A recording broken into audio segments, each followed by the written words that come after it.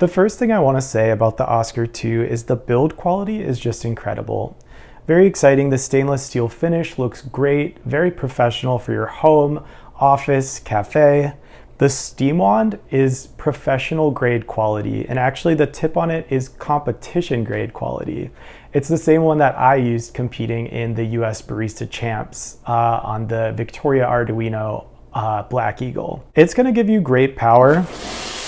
The copper heat exchange boiler allows you to brew and steam at the same time. A great pro tip about the steam wand is it is very fast and very powerful, which in my opinion is fantastic. Something to know is that you can slowly bend back that steam lever so as to start slow and ramp your way up to full pressure. So start slow,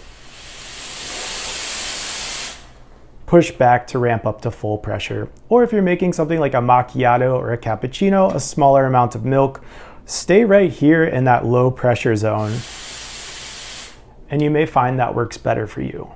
Another tip I have is to upgrade your portafilter to a bottomless portafilter so you can really see your shots in action, check on the crema while it's developing, and really get the most out of being able to control the way your espresso is being extracted.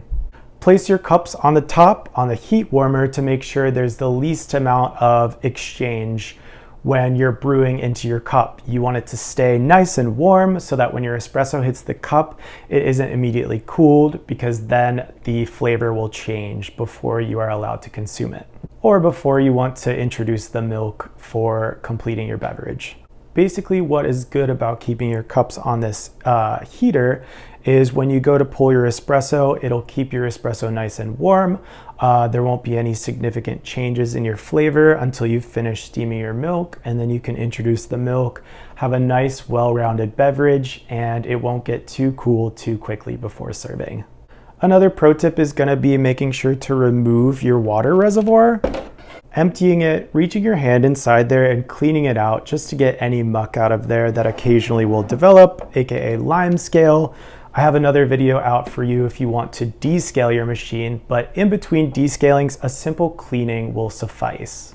You're going to want to backflush your machine at least once a day if you're using it consistently, and that will help prolong the life of your machine.